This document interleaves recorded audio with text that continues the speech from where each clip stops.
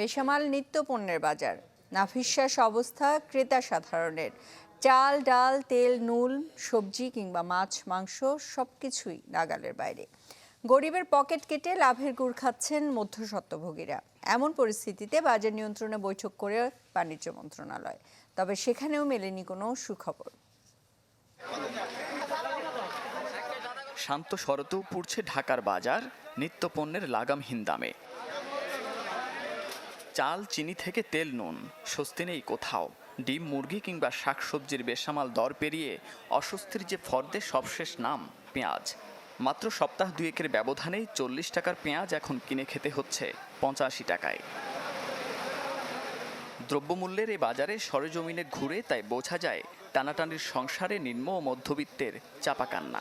প্রতিটা মালের দামে বৃদ্ধি, তো আমাদের মধ্যে এখন মানুষের তো বাজার করে খাওয়ার মতো সমস্যা হয়ে গেছে। এটা আমার দৈনন্দিন জীবনে একটা প্রভাব পড়ে, আমরা আসলে ইজিলি কমফোর্টফুলি চলতে পারি না, এটা হচ্ছে আমাদের প্রবলেম হয়ে যায়। ডিপেন্ড করে অ্যাডমিনিস্ট্রেশনের উপরে। আমাদের কান্ট্রির অ্যাডমিনিস্ট্রেশন যারা পরিচালনা করে তারা চাইলে এটা পরিবর্তন করতে পারে, বা যদি কোনো সিন্ডিকেট থাকে, সিন্ডিকেটটা যদি ভেঙে দেওয়া যায় সেক্ষেত্রে এটা পরিবর্তন করা সম্ভব। টিসিবির গেল 1.5 বছরের তথ্য উপাত্ত ঘেটে দেখা যায় এ সময়ে গরিবের মোটা চালের দর বেড়েছে 31 ভাগ। সবচেয়ে বেশি বেড়েছে সয়াবিন তেলের প্রায় 43%। খোলা আটা, ময়দা কিংবা মোটা দানার মসুর ডাল সবকিছুরই দাম বেড়েছে সিকি ভাগের বেশি। দুর্ভাবনা আছে আরও, লাভের গুড় খেয়ে নেয়া মধ্যস্বত্বভোগীদের দৌরাত্ম্য। মাত্র 65 কিলোমিটার দূরের নরসিংদীর শিবপুর থেকে ঢাকায় আসতে আসতে তাই বিভিন্ন কাঁচা পণ্যের দাম কখনো কখনো হয়ে যাচ্ছে দ্বিগুণের বেশি। যেগুলো আপনার স্টক করা যায় ওগুলো সিন্ডিকেট করতে পারে, দাম বাড়ানো যায় ইচ্ছা করলে, বড় টাকা মজুদাররা পারে। কিছু কিছু পানির কারণে নষ্ট হয়ে গেছে, কিছু কিছু আপনার শীতের কারণে, আপনার শীতের নতুন সবজি আসতেছে, এই বিধে আপনার এই সবজির দামটা একটু বেশি থাকে। সাধারণের এমনই নাভিশ্বাস ওঠা বাস্তবতায় সোমবার এক বৈঠকে বসে বাণিজ্য মন্ত্রণালয়। সেখানেও বাজার নিয়ন্ত্রণে মেলেনি কোনো সুখবর। নভেম্বর মাসের মাঝামাঝি বা শেষের দিকে আসবে বাজারে, তো তার আগে এই 1 মাস হয়তো একটি পেঁয়াজের মূল্য বেশি থাকার সম্ভাবনা দেখা যাচ্ছে। বাট এর মধ্যে আমাদের চেষ্টা থাকবে যে প্রকৃতপক্ষে মূল্য ভারতে যেটুকু বাড়বে সেটাই যেন যৌক্তিকভাবে আমাদের এখানে প্রতিফলিত হয়, অতি মুনাফা যেন কেউ না নিতে পারে। সরকারের নড়বড়ে নিয়ন্ত্রণে কবে যে বাজার সাধারণের আয়ত্তে আসবে তা এখন বোঝা দায়। মুন্নাফ রশিদ, চ্যানেল 24, ঢাকা।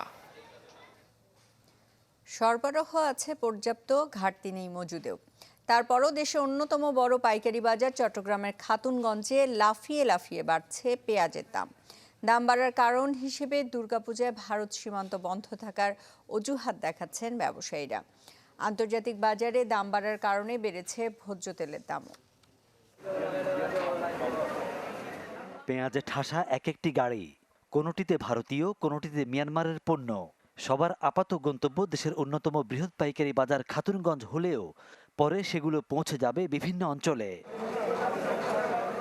সোমবারও খাতুনগঞ্জে ঢুকেছে 30-40টি পেঁয়াজবাহী গাড়ি, কিন্তু এত সরবরাহের পরও ঝাঁঝের মতোই দাম চড়া পেঁয়াজের। পাইকারি বাজারে গেল এক সপ্তাহে মিয়ানমারের পেঁয়াজের দাম কেজি প্রতি বেড়েছে 4-5 টাকা, আর ভারতের 5-6 টাকা। ব্যবসায়ীদের দাবি, দুর্গাপূজায় সীমান্ত বন্ধের খবরে এই অস্থিরতা। আদা রসুনের তেজও কম নয় বাজারে। পূজার কারণে ইন্ডিয়ান বর্ডারটা বন্ধ করে দেবে, ওই খবরটার পরেই কিছু যারা আমদানিকারক তারা মূলত বর্ডার থেকে, আমরা যতটুকু নিউজ পেয়েছি ওখান থেকেই নাকি বাড়তি। অন্যতম জরুরি ভোগ্যপণ্য তেল নিয়েও চলছে তেলেস্মাতি। মাসের শুরুতে পাইকারিতে যে পাম অয়েল বিক্রি হয় লিটার প্রতি 113 টাকা, সপ্তাহের ব্যবধানে তাতে যোগ হয় 10 টাকা। সয়াবিনেও বেড়েছে 5 টাকা। এজন্য ব্যবসায়ীরা দুষছেন আন্তর্জাতিক বাজারকে, তবে হু হু করে দাম বাড়াকে তারাও সমর্থন করছেন না বলে দাবি। কোম্পানি আমাদেরকে বললো ইন্টারন্যাশনাল বাজার বেশি। বাংলাদেশ ভোজ্য তেল অ্যাসোসিয়েশন এরা সরকারের কাছে, বাণিজ্য মন্ত্রণালয়ের কাছে আবেদন করছে যে আমাদেরকে রেটটা বাড়ায় দেওয়ার জন্য। সরকারি রেটটা নির্ধারণ করে দেয় যে এই রেটে তোমরা বেচো। আমার মতে এটা অনুচিত এভাবে বাড়াটা। যে গম থেকে তৈরি হয় বাহারি খাদ্যপণ্য, তার দামেও কেজিতে 3-4 টাকা বাড়তি খসে যাচ্ছে ক্রেতার। তবে দাম অনেকটা অপরিবর্তিত রয়েছে ডাল জাতীয় পণ্যের। মসুর ডালের যে রেট বর্তমানে প্রায় $1100 বা $1000 হচ্ছে নিপার, কিন্তু সেটা আমাদের বাজারে অনেক কম দামে বিক্রি হচ্ছে। আমাদের কম দামে খরিদ ছিল বিধায় আমরা এগুলো কম দামে বিক্রি করছি। পণ্যমূল্যে এই অস্থিরতার মধ্যেই খোদ ব্যবসায়ীরাই মনে করছেন কেবল আকস্মিক নয়, নিয়মিত তদারকি করা হলেই স্থিতিশীল থাকবে বাজার। ফখরুল ইসলাম, চ্যানেল 24, চট্টগ্রাম। বাজারে যে কোনো পণ্যের দাম বৃদ্ধির পর টনক নড়ে মনিটরিং সংস্থাগুলোর, অথচ প্রতিনিয়ত বাজার তদারকি যেন আটকে থাকে মূল্য তালিকা টানানোর উপর। মাঝে মধ্যে যে অভিযান পরিচালনা করা হয় তাতে দাম নিয়ন্ত্রণে কোনো ভূমিকা চোখে পড়ে না। এতে ক্রেতা স্বার্থ কতটুকু উদ্ধার হয় তার উত্তর কারো জানা নেই। এর মাঝেও নিজেদের কাজ নিয়ে তৃপ্তির ঢেকুর সংশ্লিষ্ট সংস্থাগুলোর মাঝে। ইফতেখার আলমের রিপোর্ট। দামের হেরফের, মূল্য সংযোজন কিংবা সচেতনতা তৈরিতে সরকারি নিয়ন্ত্রণ সংস্থাগুলোর তদারকি মাঝে মাঝে চোখে পড়ে, তবে তা প্রতিনিয়ত নয়। বছরের পর বছর ধরে বাজারে পণ্যের দাম নিয়ে ক্রেতাদের অভিযোগের অন্ত নেই। এই অভিযোগের প্রেক্ষিতে সরকারি বিভিন্ন সংস্থা তদারকির কাজ করলেও সুফল যেন মিলছে না, উল্টো দাম বৃদ্ধির প্রবণতা অব্যাহত রয়েছে। অভিযানটা যখন হয় তখন আর বাড়ে, মানুষের জানাজানি হতে দাম বেড়ে গেছে তখন আরো বেশি বাড়ে। মূল যেই কোম্পানি এমন ডিলার ওদের কাছে জানা আমাদের কাছে আছে, বা যারা আছে লোকালি বিক্রি করে তাদের কাছে আসে। আমার চোখে দেখি নাই, অভিযানটা আমার চোখে পড়ে নাই। ক্রেতাদের অসন্তুষ্টি আর বিক্রেতাদের অসহায়ত্বের মাঝে বাজার নিয়ন্ত্রণে নেই নিয়ন্ত্রক সংস্থাগুলোর বড় কোনো পদক্ষেপ, বরং নানা আমলাতান্ত্রিক জটিলতায় আটকে থাকা তাদের কার্যক্রম প্রতিনিয়ত প্রশ্নবিদ্ধ হচ্ছে। এর মাঝেও তৃপ্তির ঢেকুর সংস্থাগুলোর মাঝে। তাদের দাবি, জনবল সংকট আর নানা জটিলতায় আটকে থাকলেও সর্বোচ্চ চেষ্টা চালাচ্ছেন তারা। যে মানুষের একটা আস্থার জায়গায় পরিণত হয়েছে ভোক্তা অধিকার সংরক্ষণ অধিদপ্তর। যে অভিযোগটি এখানে করার কথা না, সে অভিযোগ এখানে আসছে, এতে আমি খুশি। আমি আমার অফিসারদেরকে বলি যে এই অধিদপ্তরের প্রতি মানুষের আস্থা তৈরি হয়েছে বলেই কিন্তু ও সেইখানে আসছে। ওকে, আমার যদি আইন এটি পারমিট না করে, আমি তাকে উপযুক্ত পরামর্শ দেবো যে আপনাকে এই জায়গায় গিয়ে এই অভিযোগটি দাখিল করতে হবে। ভোক্তার স্বার্থ সংরক্ষণের জন্য যে রুলস রেগুলেশন করা দরকার সেইটা প্রথম থেকে করা হয় নাই। ফলশ্রুতি হয়েছে কি, যেখানে প্রতিযোগিতা বাড়ার কথা সেখানে দেখা যায় আমদানি নির্ভর যেসব পণ্য, যেমন চিনি, ভোজ্য তেল, আরো অন্যান্য অনেক পণ্যেরই ক্ষেত্রে 3-4টা বড় প্রতিষ্ঠান সব বাজার দখল করে নিয়েছে। মুক্তবাজার অর্থনীতিতে বাজার নিয়ন্ত্রণ ও ব্যবস্থাপনায় আরও উন্নত ও আধুনিক চিন্তার পরামর্শ বিশ্লেষকদের। চাহিদা এবং যোগানের ভিত্তিতে একটা ভারসাম্য দাম তৈরি হবে, সেখান থেকে কিছুটা এদিক সেদিক হতে পারে, কিন্তু সার্বিকভাবে সেটা মোটামুটি ভাবে বাজার অর্থনীতির নিয়ম মেনে চলবে। কিন্তু এখন যদি কোনো গোষ্ঠী, কোনো প্রতিষ্ঠান এই যে মূল্যমানটা হওয়ার কথা সেটাকে ভিন্ন খাতে প্রবাহিত করবার চেষ্টা করে, তার মানে প্রতিযোগিতার যে সুষ্ঠু ব্যবস্থা, সেই সুষ্ঠু ব্যবস্থার বিরুদ্ধে তারা কাজ করছে। দাম বৃদ্ধির প্রবণতা কমাতে উৎপাদক থেকে ভোক্তা পর্যায় পর্যন্ত সচেতনতা ও সমন্বয়ের উপরে জোর দিলেন সকলে। ইফতেখার আলম, চ্যানেল 24, ঢাকা। দেশে পরমাণু বিদ্যুৎ কেন্দ্র নির্মাণে আগ্রহ দেখিয়েছে দক্ষিণ কোরিয়া। দুপুরে নারায়ণগঞ্জের পানাম নগরী পরিদর্শন শেষে একথা জানান দেশটির রাষ্ট্রদূত। দক্ষিণাঞ্চলে আরও একটি পরমাণু বিদ্যুৎ কেন্দ্র তৈরিতে রাশিয়ার সহযোগিতা চেয়েছেন প্রধানমন্ত্রী শেখ হাসিনা। মধ্যপ্রাচ্যের প্রথম দেশ হিসাবে 2014 সালে পারমাণবিক চুল্লির নির্মাণ শুরু করে আরব আমিরাত। দেশটির এই যাত্রায় সহযোগিতা করে দক্ষিণ কোরিয়ার প্রতিষ্ঠান ক্যাপকো। প্রায় $19 বিলিয়ন খরচ হয় চুল্লি নির্মাণের রিঅ্যাক্টর বসাতে।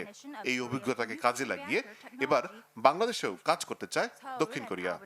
Obviously, Korea will be very interested in finding opportunity in this country when it comes to the second site of nuclear power plants. It's because Korea is one of the major country which very actively utilize nuclear energy for the peaceful purposes, and we have already collaborated with the United Arab Emirates. ঢাকায় দেশটির রাষ্ট্রদূত জানান, এদেশে যে কোনো অবকাঠামো নির্মাণে সবসময় পাশে থাকবে দেশটি। I'm sure that Korea has the world top level of technical capabilities in almost every area, including nuclear power plant as well. And for the financial capabilities, there will be many ways that we can make use of financial resources from private sector and from government sector. Also, we can also collaborate with other countries. এদিকে দেশের ক্রমবর্ধমান জ্বালানি চাহিদার কথা মাথায় রেখেই দেশের দক্ষিণাঞ্চলে আরও একটি পারমাণবিক বিদ্যুৎ কেন্দ্র স্থাপনে রাশিয়ার সহযোগিতা চেয়েছেন প্রধানমন্ত্রী শেখ হাসিনা। গণভবনে রাশিয়ার রাষ্ট্রীয় পরমাণু শক্তি কর্পোরেশন রোসাটমের মহাপরিচালক অ্যালেক্সি লিকাচেভ সৌজন্য সাক্ষাৎ করতে গেলে এই সহযোগিতা চান প্রধানমন্ত্রী। মোর্শেদ হাসিব, চ্যানেল 24, ঢাকা। হাইকোর্টে 2019 সাল পর্যন্ত অডিট প্রতিবেদন জমা দিল ই-কমার্স প্রতিষ্ঠান ইভ্যালি। বাণিজ্য মন্ত্রণালয়ের আইনজীবী তাপস কান্তি পল একথা জানান। বলেন, সবশেষ অডিট রিপোর্ট জমা দিতে আদালতের নির্দেশের পরিপ্রেক্ষিতে আজ এই প্রতিবেদন জমা দেওয়া হলো। তো 2019 পর্যন্ত যে কাগজপত্রগুলো আছে সেখানে অ্যাপারেন্টলি কোনো ধরনের কোনো অসঙ্গতি এখনই চোখে পড়ছে না। এটি হয়তোবা কালকে আদালতে যাওয়ার পরে যখন মাননীয় আদালত যখন পুরো বিষয়গুলো বিচার বিবেচনা করবেন তারপরে সেখানে হয়তোবা অসঙ্গতিগুলোর কথা আসবে। কিন্তু এই মুহূর্তেই আপাত দৃষ্টিতে আরজেএসসির কাছে যত ধরনের ডকুমেন্ট ছিল সবগুলো তারা জমা দিয়েছেন। পদ্মা ব্যাংকে আসছে নতুন বিনিয়োগ। অংশীদারিত্ব নয়, বরং বিদেশি নতুন বিনিয়োগ নিয়ে আসার প্রস্তাবকেই স্বাগত জানিয়েছে বাংলাদেশ ব্যাংক। ব্যাংকের সর্বশেষ অবস্থা নিয়ে সংবাদ সম্মেলনে কথা জানান কেন্দ্রীয় ব্যাংকের মুখপাত্র সিরাজুল ইসলাম। সরকারকে স্বাগত জানানো হচ্ছে এবং সেখানে ইনভেস্ট করার সুন্দর পরিবেশও আছে। সেই ক্ষেত্রে আমরা আশাবাদী যে পদ্মা ব্যাংক তারা যে প্রস্তাব দিয়েছে এই প্রস্তাবের আলোকে তারা বাইরেতে ইনভেস্টর এনে তারা আবার তাদের ব্যাংকটাকে আরও বেশি মজবুত করতে পারবে বলে আমরা আশাবাদী। রপ্তানিমুখী শিল্পের উন্নয়নে ওয়ালটন গুরুত্বপূর্ণ ভূমিকা পালন করছে। সকালে গাজীপুরের চন্দ্রায় ওয়ালটনের কারখানা পরিদর্শনকালে পরিকল্পনা প্রতিমন্ত্রী ডক্টর শামসুল আলম এসব কথা বলেন। মন্ত্রী বলেন, সরকার দেশীয় শিল্পের বিকাশে পিপিআর রুলস আপডেটের কথা বিবেচনা করছে। এ সময় আরও উপস্থিত ছিলেন গাজীপুরের অতিরিক্ত জেলা প্রশাসক আবুল কালাম, ওয়ালটন হাইটেক ইন্ডাস্ট্রিজের ডিএমডি হুমায়ুন কবির ও আলমগীর আলম সরকার।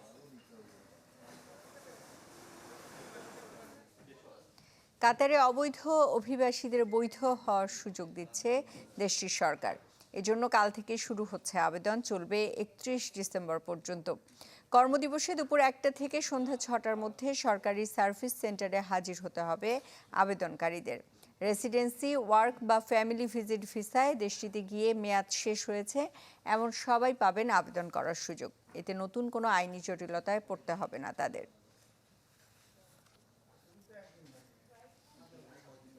এই ছিল ফার্স্ট সিকিউরিটি ইসলামী ব্যাংক লিমিটেড বিজনেস 24-এর সাথে থাকার জন্য ধন্যবাদ সবাইকে।